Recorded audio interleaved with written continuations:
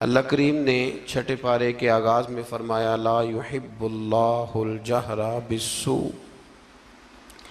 फरमाया बेशक अल्लाह पसंद नहीं करता कि बुरी बात का ऐलान किया जाए, ऐब एलानिया बयान किए जाएं। अल्लाह इसको पसंद नहीं करता।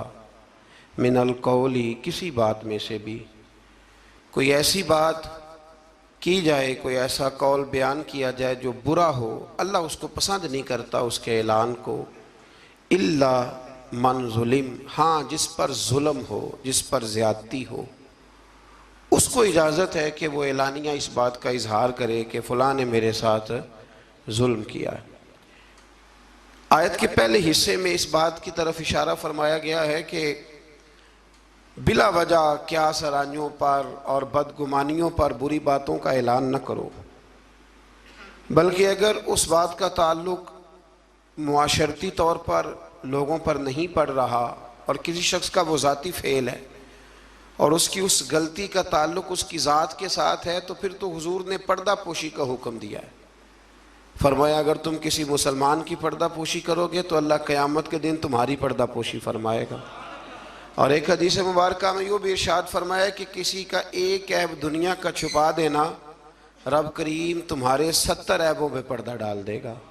लेकिन इल्ला मन जुलिम, जिस पर जुल्म हुआ हो, जिसने ज़्यादती सही हो और फिर उसको ये पता हो कि अगर मैं ये जुल्म सहूँगा तो ये जुल्म आगे बढ़ेगा और लोग भी इस जुल्म का शिकार होंगे, तो फिर वहाँ खामोश रहने का हुक्म नहीं है, वहाँ बात करने का हुक्म है, वहाँ इजहार करने का हुक्म है, वहाँ ऐलान करने का हुक्म है। वहाँ मेरे रसूल करीम अलैहिस्सलाम ने फरमाया अफ़्ज़लुल जिहाद कलिमतुल हक़ इंद सुल्तानिल जाबिर। फरमाया सब जिहादों में अफजल जिहाद ये है कि तू जालिम बादशाह के सामने खड़े होकर सच्ची बात बयान कर दे। तू कह मेरे साथ ज्यादती हुई है, तू ऐलान कर। हज़रत उमर फ़ारूक रज़ी अल्लाह तआला अन्हु का ज़माना मुबारक था, तो मिस्र के बादशाह के बेटे ने एक आम आदमी के बेटे के साथ अपना घोड़ा दौड़ाया, तो उस गरीब के बेटे का घोड़ा जीत गया। बादशाह के बेटे को सुबकी महसूस हुई, तो उसने उस गरीब के बेटे की पुश्त पर कोड़े मारने शुरू किए। बहुत ज़्यादा कोड़े मार के अपने हसद की उस जलन को, आग को ठंडा किया। ये गरीब का बेटा रोता हुआ घर आ गया। कुछ लोग कह देते हैं बच्चों को कि बेटा हम नहीं इन जालिमों से मुकाबला कर सकते, बर्दाश्त करो। वो जुल्म को फ़रोग देते हैं, वो ज़्यादती को परवान चढ़ाते हैं। इस तरह लोगों के हाथ भी खुलते हैं और जालिम ज़्यादा से ज़्यादा जुल्म करने पर माज़अल्लाह आमादा होता है। जब बेटे ने आके घर बताया ना उस गरीब को कि गवर्नर साहब के बेटे ने मेरी पुश्त पे दुर्रे मारे हैं, तो उसने कहा बेटा मेरे साथ घोड़े पे बैठो। कहा अब्बा जी कहाँ जाना है? तो कहा बेटा ये जुल्म का दौर नहीं, ये उम्र का दौर है, खामोश रहना जुल्म रहेगा, मेरे साथ चलो मदीना शरीफ चलते हैं। रात का वक़्त था, जनाब उमर सोए हुए थे। उस फरियादी ने दरवाजे पे आके सदा लगाई तो कमाल ही कर दी। उसने कहा उमर बाहर निकलो, ये सोने का वक्त नहीं। जब जुल्म होने लगे दुनिया में तो बादशाह सोया नहीं करते, बाहर आओ। जनाब फ़ारूक आदम बाहर आए तो उसने कहा उमर हमारी गलती क्या है कि हम गरीब हैं? गलती ये है कि हम तंगदस्त हैं, मजबूर हैं। देखो मेरे बेटे की पुश्त का क्या हाल किया। हज़रत उमर ने उसी वक्त बंदे दौड़ाए, फरमाया पकड़ के लाओ गवर्नर को भी और बेटे को भी। दोनों बाप बेटा आए तो कहा बेटा जब इसने तेरी पुश्त पर दुर्रे मारे थे तो तू अकेला था? कहा हाँ। फरमाया अब तो सारा दरबार सजा है ना, तू सबके सामने दुर्रे मार। बेटे को दुर्रे लगाए और गवर्नर साहब के लिए हुक्म जारी किया कि इनसे शाही लिबास उतरवा के ना तो इन्हें बोरिए का लिबास पहनाओ, आज के बाद गवर्नर ही नहीं करेंगे, ऊंट चराया करेंगे। लोगों ने कहा हुजूर गवर्नर साहब का क्या कसूर है, गलती तो बेटे की थी। फरमाने लगे इसी का तो कसूर है, इसी ने तो उसके दिल में ये बात डाली है कि तू गवर्नर का बेटा है। किसने उसके दिल में ये बात डाली कि तू गवर्नर का बेटा है? जुल्म को फरोग उन लोगों ने दिया है जो जुल्म सहने लगे। जुल्म को फरोग उन लोगों ने दिया है जो महंगाई पर खामोश रहते। दुनिया में कतील उससा मुनाफिक नहीं कोई जो जुल्म तो सहता है बगावत नहीं करता। दुनिया में कतील उससा मुनाफिक नहीं कोई, ये सबसे बड़ा जालिम है जो जुल्म सहता है और लोगों को भी मशवरा देता है इस दौर में कुछ नहीं हो सकता, लिहाजा चुप कर जाओ, कोई एक तो बोलेगा ना। यार मैं हैरान होता हूं कभी कभी, यानी जमाना बीत गया ना हमें ये कहते हुए कि पाक चीन दोस्ती जिंदाबाद, और उस नाम पर हमने चीनियों को आम वीजे दिए और बगैर किसी तफ्तीश के उनको हमने परमिट जारी किए यहां आने जाने के, और उन्होंने ये हाल किया है कि बीसियों के हिसाब से हमारी बेटियां ले जाके बेचनी शुरू कर दी। किधर गया हमारा सिफारती मौकफ, और कहां गया हमारा वो विजन जिसमें हम कहते थे हम बराबरी की बुनियाद पर लोगों के साथ वक्त गुजारेंगे। ये बराबरी की बुनियाद है, ये बराबरी की बुनियाद है। और टीवी रोज खबर ब्रेक कर देता है कि 2 बच्चियां और सामने आ गई हैं जिनके साथ ये जुल्म हो रहा है। हुकूमती नुमाइंदों में से किसी ने आगे बढ़ के बात क्यों नहीं की, इस पर गुफ्तगू क्यों नहीं की गई, और एहतजाज क्यों नहीं रिकॉर्ड कराया गया। उन बच्चों को गिरफ्तार कर लिया गया है, लोगों को दिखा दिया गया है, लेकिन हमने बड़े लोग गिरफ्तार होते भी देखे और फिर रातों रात वापस जाते भी देखे। ये हमने रंग देखा, किसी की दियत चली गई और किसी का कुछ चला गया, लेकिन ये जुल्म की रात ज्यादा देर तक चलेगी नहीं। ये याद रखें, जुल्म जब बढ़ जाता है तो फिर मिट जाता है, फिर वो ख़त्म हो जाता है।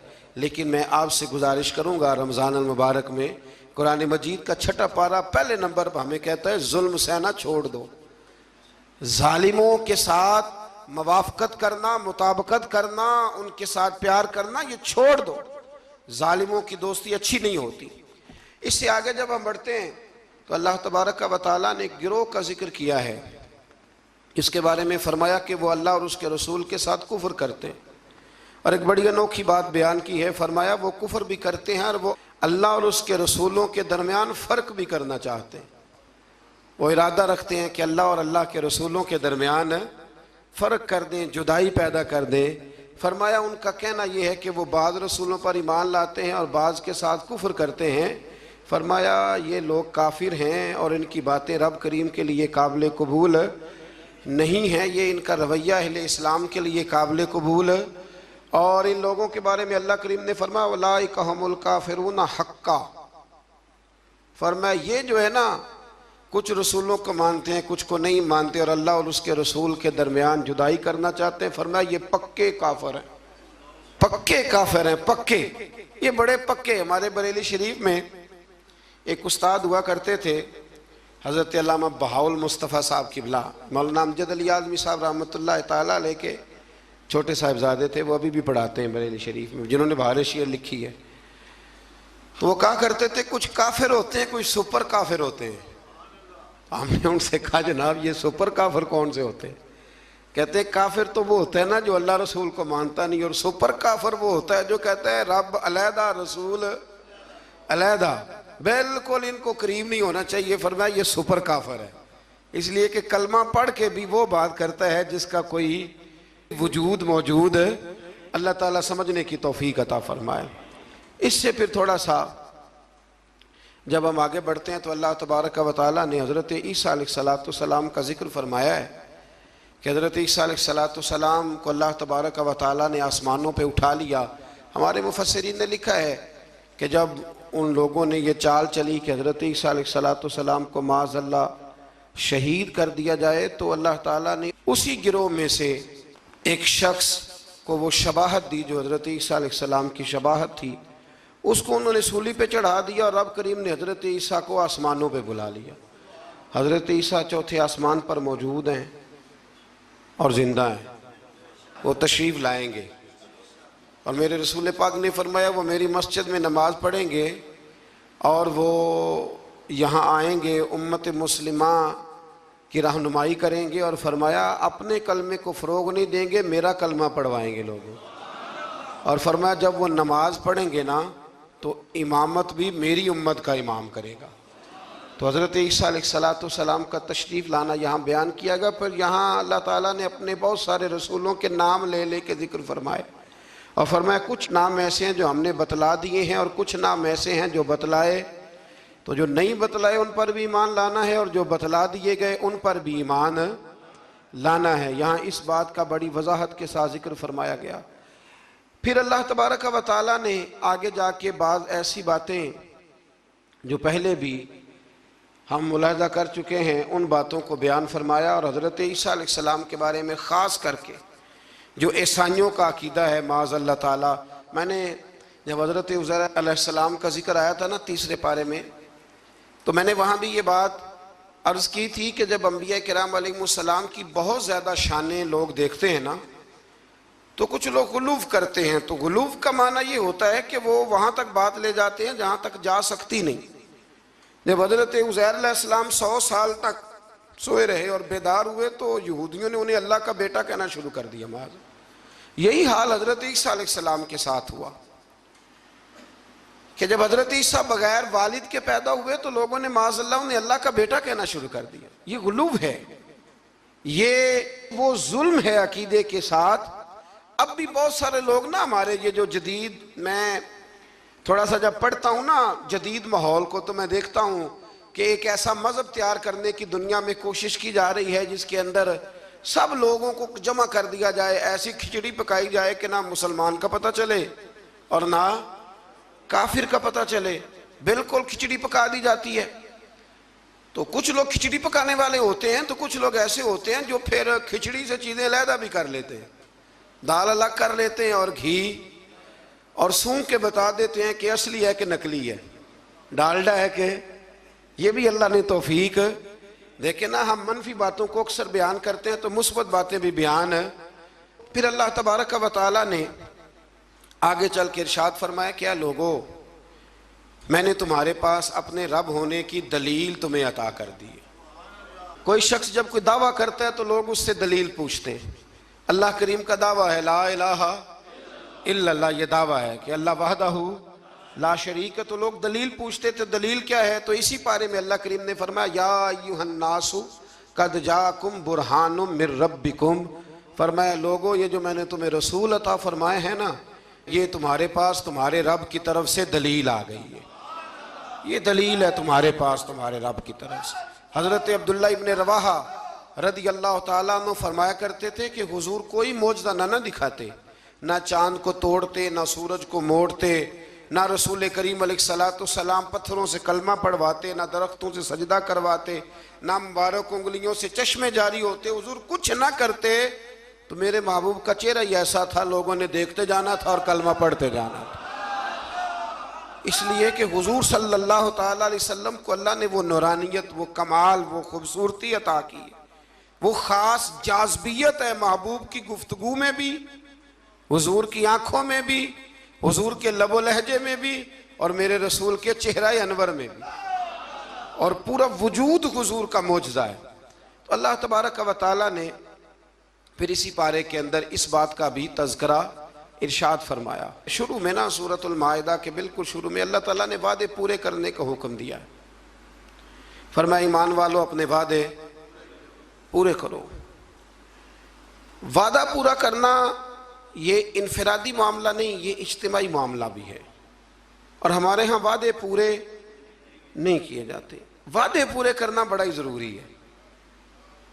हमारे यहाँ लोग वादा नहीं पूरा करते और मेरे नबी करीम अलैहिस्सलाम ने हद बंदी कर दी, फरमाया जो वादे का पाबंद नहीं उसका तो दीन ही कोई नहीं। और हमारे मुल्क में हाल ये है वादों के हवाले से, मैंने का उम्मीदवार तकरीर कर रहा है और जिस बंदे ने अपनी जेब से उसके इश्तिहार छपवाए हैं, पैनाफ्लेक्स छपवाए हैं और उसकी तस्वीर उसने अपने दिल पे लगाई हुई और नारे भी खुल के मारे हैं, उसने खुल के नारे लगाए हैं। और जब उसने वादा किया ना कि बस ये सड़कें पक्की हो जाएंगी, ये पेरिस बन जाएगा और साथ वाली गली मैनचेस्टर बन जाएगी और उससे अगली जो गली होगी वो लीड्स बन जाएगी और उससे आगे जो है वो बिल्कुल बरतानिया वाले देखने आया करेंगे, ये सारे उसने जहां जहां वादा किया वहां वो जिसने स्टिकर लगाया था उसने नारा लगाया, पूरा नारा लगा, पूरी बात हुई। लेकिन जब वो तकरीर सुन के बाहर निकलता है ना, पैसे भी उसने जेब से लगाए हैं, नारे भी उसने लगाए हैं, कुर्सियों में हिस्सा भी डाला है जो वहां उसने सजाई हुई थी, और बाहर निकलते वही बंदा कह रहा है कि जो ये कह रहा है ना सारा झूठ ही कह रहा है, खुद बयान कर। ये कौमी लीडरों की बात कर रहा हूं तो आप अंदाजा कर लें कि आम लोग, हुजूर ने फरमाया नास वाला दीन मलूक है, लोग अपने सरदारों के मजहब पे होते हैं।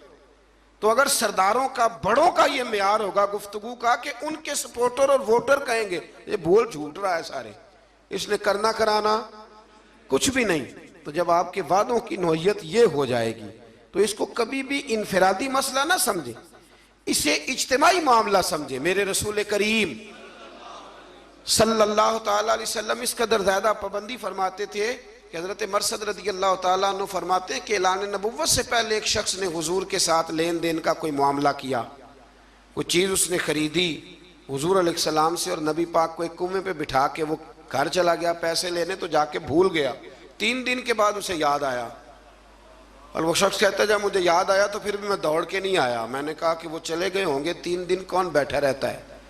फिर भी मैं अपने काम शाम समेट करके आया। सैयदा खतीजतुल कुबरा रदी अल्लाह ताला अन्हा के दरवाजे पर मैंने दस्तक दी, और जब अंदर से सैयदा बोली और उन्होंने बोल करके फरमाया कौन है, तो मैंने कहा कि मैं हुजूर अलैहिस्सलाम से मिलने आया हूँ। तो वो कहने लगी कि वो 3 दिन हो गए हुजूर तो घर ही नहीं तशरीफ़ लाए।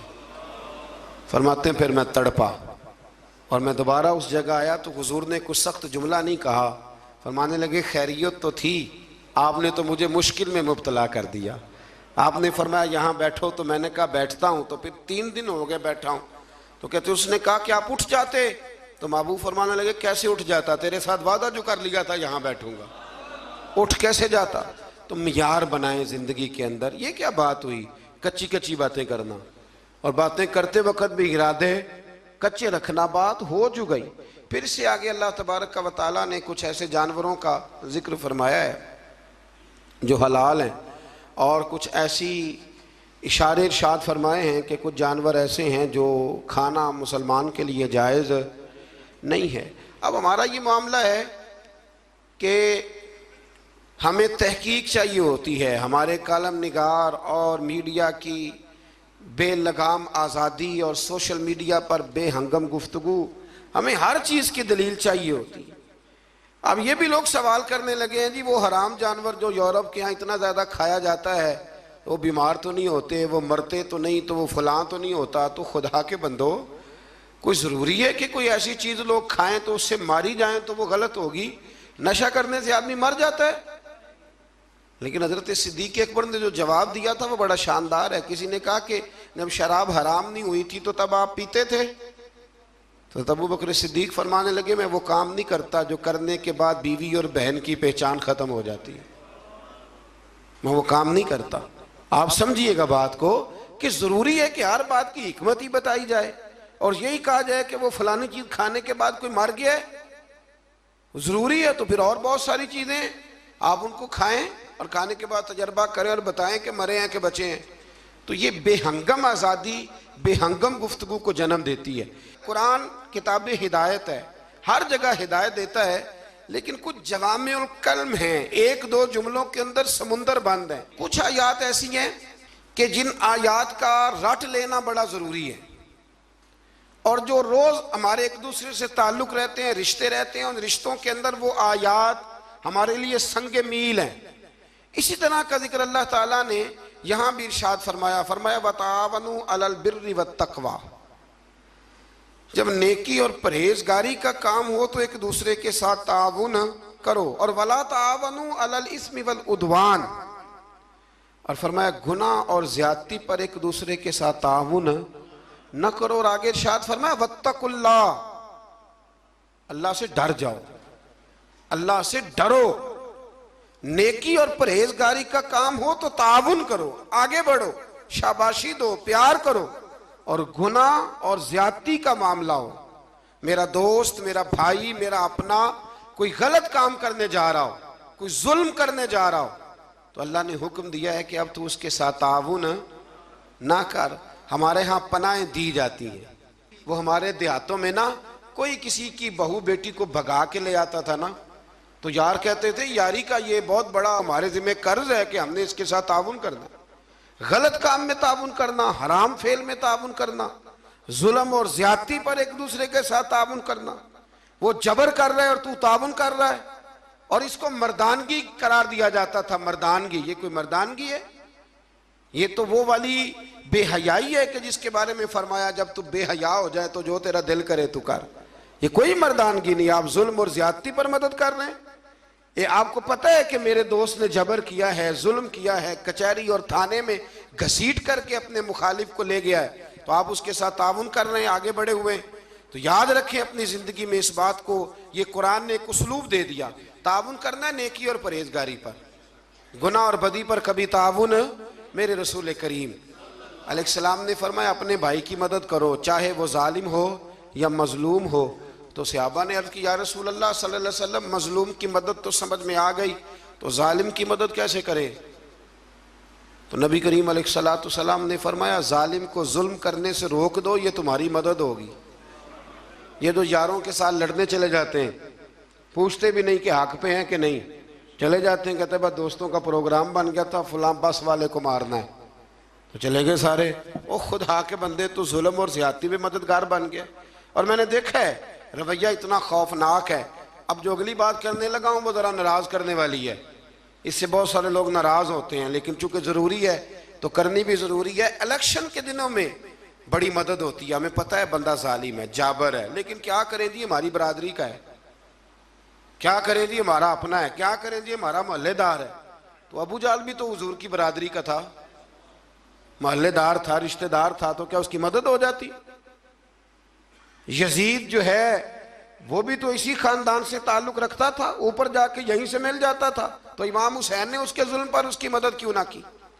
तो इसलिए ये रवैया बदलें, नेकी और परहेजगारी के काम में आगे बढ़े, दौड़ कर ताउन करें, और जुल्म और ज्यादती के मामलात में कभी भी किसी शख्स के साथ कोई रवैया आप ताउन का बिल्कुल बरकरार ना रखें। एक आया करीमा सूरतुल माइदा की आयत नंबर 3 का जो इब्तदाई हिस्सा है वो भी बड़ा शानदार है।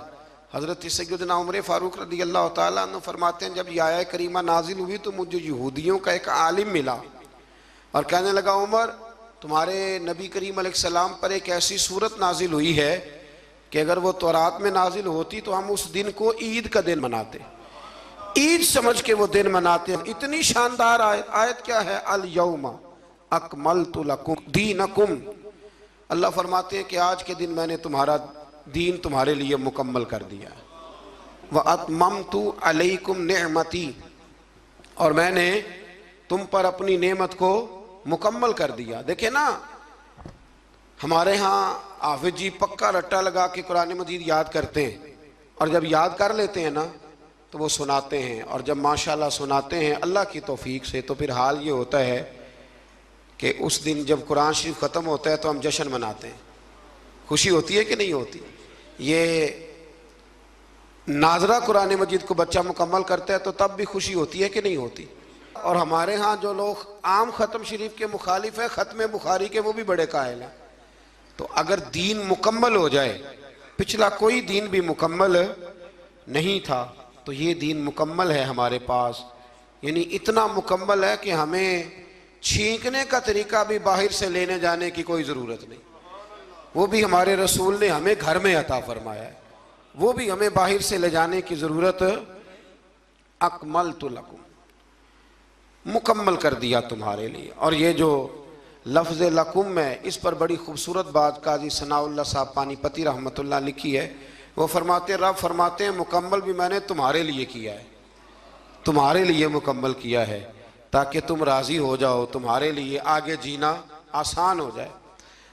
तो मेरे अजीज़ दोस्तों, इससे थोड़ा सा आगे जब हम जाएंगे तो अल्लाह तबारक व तआला ने वज़ू के फ़राइज़ भी इसी जगह बयान फरमाए, और फिर अल्लाह तबारक व तआला ने इंसाफ करने के लिए खड़ा होने का हुक्म भी इन्हीं आयात के अंदर दिया। और जब आप इंसाफ के लिए खड़े होंगे, वो कोई भी हो, और जब आप अदल करेंगे तो अल्लाह करीम ने इरशाद फरमाया कि फिर तुम्हें एक ऐसी नेमत मिलेगी जिसका कुरान मजीद में जा बजा जिक्र है। वो नेमत क्या है? फरमाया इदिलू, तुम अदल करो, वह अक़रबु लित्तक़वा, अब ये तकवे के करीब हो जाएगा। और जब इंसान तकवे के करीब होता है तो फिर अपने रब के करीब हो जाता है। अदल करो, इंसाफ करो, तुम्हारे हाथ एक घर का ही अदल और इंसाफ क्यों ना आए, इंसाफ का तराजू। इसलिए हुजूर सल्लल्लाहु अलैहि वसल्लम ने फरमाया हर एक निगरान है और उससे उसकी रियाया के बारे में सवाल किया जाएगा। आगे जाके ना इसी पारे के अंदर हज़रत आदम अलैहिस्सलाम के उन 2 बेटों का भी जिक्र है कि जिसमें एक बेटे ने दूसरे को कत्ल कर दिया था। उसने जब उसको कत्ल किया, और कत्ल की बुनियाद जो यहाँ बयान की गई वो हसद है। हसद जो होता है ना, हसद ये एक अजीबोगरीब चीज़ का नाम है, रोग है ये बातन का, ये बातन का रोग है। और हसद जब आ जाता है ना तो फिर इंसान को जला देता है, और फिर इंसान माज़अल्लाह ताला ऐसे ऐसे अजीब हरकत करता है, होता असल में हसद है।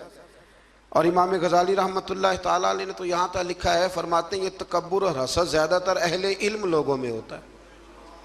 अल्लाह ताला हमें माफ़ फरमाए। अब इसके तर्जुमा आपने सिर्फ मौलवी नहीं कर लेना। वैसे लोग कहते हैं मौलवी पढ़े लिखे नहीं, तो कोई ऐसी बात बयान की जाए तो फटाफट कहते हैं मौलवियों की गल हो रही। तो भाई ये अहले इल्म से मुराद MSc वाला भी है, PhD वाला भी है, पढ़े लिखे लोगों में। और ये जो तकलीफ दे किस्म की अजियत देते हैं ना अपने मुखालिफ को, ये अक्सर पढ़े लिखे लोग देते हैं। सादा आदमी तो गुस्सा भी सादगी में ही करता है और राजी भी सादगी में हो जाता है। तो वो हसद की बुनियाद पर काबिल ने हाबिल को कत्ल कर दिया। तो आगे कुरान मजीद ने जो उसलूब बयान किया वो बड़ा और ज़्यादा नसीहत आमोज़ है। जब कत्ल किया तो अब क्या करे, भाई की लाश को उठा के फिर रहे हैं कि इनका किया जाए। तो उनको दफन करने का तरीका कव्वे ने सिखाया। कव्वे ने भी लड़ते लड़ते दूसरे कव्वे को मारा, फिर उसने अपनी चूंच के साथ ज़मीन को खोदा, फिर उसके अंदर उसने कव्वे को रख के उसके ऊपर मिट्टी डाली। तो काबिल को समझ आ गई कि इस तरह करके मैंने भाई को दफन करना है। तो अगर कव्वा कोई बात सिखा सकता है तो इसका मतलब है सीखने वाला कहीं से भी सीख सकता है। शर्त यह है कि उसका सीखने का प्रोग्राम हो, उसका इरादा हो कि मैंने सीखना है। कुछ चीज़ें ऐसी होती हैं जो नज़रियाती होती हैं, तो जो नज़रियाती चीज़ें होती हैं उन पर ज़ाहिर है फोकस भी ज़्यादा होता है। और नज़रियाती चीज़ें जो ऐसी हैं जो ज़िंदगी में भी अमल करने में रास्ता आसान करती हैं और मरेंगे तो कब्र में भी हमें फ़ायदा देंगी। तो एक नज़रियाती आयत है, इसी के अंदर आयत नंबर 35 सूरतुल माइदा में, उसमें अपनी बात को समेटता हूँ। अल्लाह करीम ने फरमाया या अय्युहल्लज़ीना आमनुत्तकुल्लाह वब्तगू इलैहिल वसीला, ए ईमान वालो अल्लाह से डरो और उसके रास्ते में वसीला तलाश करो। अल्लाह क्या फरमाते हैं, अल्लाह से डरो और उसके रास्ते में वसीला। तो जब अल्लाह वसीले को पसंद करता है तो अल्लाह वसीले को, यार वाज़े आयत आ गई, वाज़े। मैं हैरान होता हूँ बाज़-औक़ात कि वाज़े दलील के बावजूद लोग कहते हैं कि जी यहाँ से मुराद कुछ और है। तो मैंने कहा किसने तुम्हें कहा कि मुराद लो? तुम कौन होते हो अपनी मर्जी से कुरान की तशरीह करने वाले, तफसीर करने वाले? क्यों, किस तरह तुमने मुराद लिया? कहने लगे जी वब्तगू इलैहिल वसीला का माना है अपने आमाल का वसीला पेश करो, नबी करीम का वसीला ना पेश करो, अपने आमाल का। और एक दलील है वो हदीस गार, 3 लोग गार में चले गए, उन्होंने अपने अपने अमाल का वसीला दिया तो अल्लाह तबारक व तआला ने निजात दे दी। यानी वो नमाज जिस नमाज में सारा सौदा बेचा है दुकान का, कहते हैं उसका वसीला दे लो, पता नहीं वो नमाज कबूल भी है कि नहीं, उसका वसीला दे लो तो दुरुस्त है। और वो वाला हज जो सारा माज़अल्लाह दिखावे पे गुजर गया, उसका वसीला दे लो तो जायज़ है। और वो ज़कात पता नहीं पूरी दी के नहीं दी, उसका वसीला दे लो तो, यानी वो आमाल जो पता नहीं कबूल है कि नहीं, उनका वसीला दे लो तो वो जायज़ है।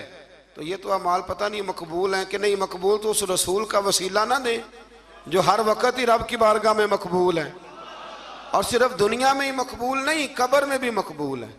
और क़यामत के दिन भी शफात का सेहरा सजेगा तो मुस्तफ़ा के सरे अनवर पर सजेगा। हमारे यहाँ बड़े अजीबो गरीब रवैयों के लोग पाए जाते हैं, और फिर जो उनकी बातें कबूल करने वाले हैं वो उससे भी ज़्यादा वसी ज़रफ़ हैं, वो उससे ज़्यादा बुलंद हौसलों के मालिक हैं। वो साहिबान इल्म व फ़िक्र फटाफट आ जाते हैं, कहते हैं जी मतलब वसीले की ज़रूरत क्या है? अल्लाह जब सारा कुछ डायरेक्ट सुनता है। और मैंने कहा खुदा के बंदे, तुझे तो अल्लाह ने बगैर वसीले के पैदा नहीं किया, गिरा के ऊपर से छत से। देखे ना अल्लाह मेहनत करने का हुक्म देता है तो बगैर वसीले के भी अल्लाह रोज़ी अता कर ही सकता है ना। अगर मन्नो सलवा सुबह बनी इसराइल की छतों से मिल सकता था तो हमारे बिस्तर में तकिए के नीचे से भी नोट निकल सकते थे। पर अल्लाह ने फरमाया उठ के जाओ, काम करो, कुछ करोगे तो फिर तुम्हें मिलेगा। तो जब अल्लाह ताला ने सारा निज़ाम ही वसीले का बनाया है तो अजीब मंजर है और अजीब कैफियत है कि इस बात पे लोग किताबें छापने लग जाते हैं, इस पर लोग तवज्जो देने लग जाते हैं। मेरे रसूल करीम अलैहिस्सलाम की साहिबजादी का विसाल हो गया तो जब गुस्ल दिया हुजूर की बड़ी साहिबजादी को, तो नबी करीम अलैहिस्सलाम ने इरशाद फरमाया कि ठहरो, अभी कफन न देना। तो सहाबियात ने अर्ज़ की हुजूर क्या करना है? तो महबूब अंदर गए और अपना कुर्ता उतारा, फरमाया मेरी बेटी को मेरे कुर्ते में कफन दो, उम्मीद है अल्लाह इसकी बरकत से उसकी कब्र को रोशन फरमा देगा। तो यहाँ तो तबर्रुकात वसीला बन रहे हैं। तबर्रुकात हज़रत अनस बिन मालिक रदी अल्लाह ताला अन्हु के पास हुजूर के नाखून थे। उन्होंने वसीयत की थी जब मेरा इंतकाल हो जाए तो मेरी ज़ुबान के नीचे रख देना। तो मेरे भाई ये सारी चीज़ें तो वसीला बन रही हैं। वब्तगू इलैहिल वसीला, बस ये है कि ज़िंदगी में कोई वसीला तलाश करके रखो, कोई वसीला ज़िंदगी में तलाश करके रखो, कोई वसीला ज़िंदगी में तलाश करके रखो। एक बहुत ज़ईफ़ुल उम्र बुज़ुर्ग थे, तो आखिरी उम्र में ना उन्होंने तरीक़त को बड़ा पढ़ा, तसव्वुफ़ को बड़ा पढ़ा। आखिरी उम्र में एक शख्स के मुरीद हो गए। तो कालम नवीस उन पर लिखता है, वो कहता है मैंने उनसे कहा कि बाबा जी अब कोई उम्र तो नहीं थी मुरीद होने की, बंदा शुरू में मुरीद हो कोई तरबियत भी लेता है। तो कहने लगे बेटे मैंने मुर्शद के आदाब बड़े पढ़े थे, लेकिन कोई ऐसा वसीला बन ना सका, कामिल मुर्शद तक पहुँच ना सका। तो फिर इरादा किया कि अल्लाह की तौफीक से और तलाश करता हूँ, तो बुढ़ापे में मिल गया है। तो उसने कहा हजरत जी अब क्या फ़ायदा? तो कहने लगे फ़ायदा क्यों नहीं, मरना तो है तो किसी दे सिरे चढ़ के क्यों ना मरिए, मरना तो है तो किसी दे होके क्यों ना मरिए। इसलिए आखिरी उम्र में से ही प्रोग्राम मेरा पक्का बन गया है। और ये वब्तगू इलैहिल वसीला पर शाह वलीउल्लाह साहब मुहद्दिस देहलवी रहमतुल्लाह ताला अलैह, वक्त नहीं है वरना मैं कुछ और बुजुर्गों के भी यहाँ आपको हवाले पेश करता। शाह वलीउल्लाह साहब को बर्रे सगीर पाक को इनके तकरीबन तमाम मकातब फ़िक्र, वैसे लोग इनकार करने पे आए तो वो इमाम आज़म का भी कर दें, उनकी मर्ज़ी है, लेकिन तमाम मकातब फ़िक्र शाह वलीउल्लाह साहब के ना सिर्फ अकीदतमंद हैं बल्कि उनके शागिर्दों की लिस्ट में। तो शाह वलीउल्लाह साहब ने यहाँ वब्तगू इलैहिल वसीला पर लिखा है, फरमाते इसका माना ये है कि कोई मुर्शद कामिल तलाश करो। इसका माना ये है कि तुम कहीं जाओ और वहाँ से तरबियत हासिल करो और किसी के रस्तों के मुसाफिर बन के तुम अल्लाह रसूल की बारगाह में आओ। ये हमारे बुजुर्गों ने नहीं लिखा, ये हज़रत शाह वलीउल्लाह साहब अलैहि रहमा इसको नकल करते हैं। तो वसीला एक बड़ी महबूब चीज़ का नाम है, अल्लाह उसको महबूब रखते हैं। क़यामत में रब हिसाब ही नहीं शुरू करेगा, बुखारी मुस्लिम में मौजूद है। हिसाब उस वक़्त शुरू होगा जब मेरे रसूल पाक सिफारिश करेंगे। तो जब क़यामत का वो हिसाब जो तय है, कुरान की हर सिपारे में जिसका जिक्र है वो हुजूर के वसीले से शुरू हो रहा है। बस दुआ फरमाएं कि हमारे हाथों में जो वसीले हैं वो हमेशा कायम रहें और अल्लाह तबारक व तआला हमारी निस्बतों को मजबूतियाँ अता फरमाए। आखिर दावा या अनिल हम्दुलिल्लाह।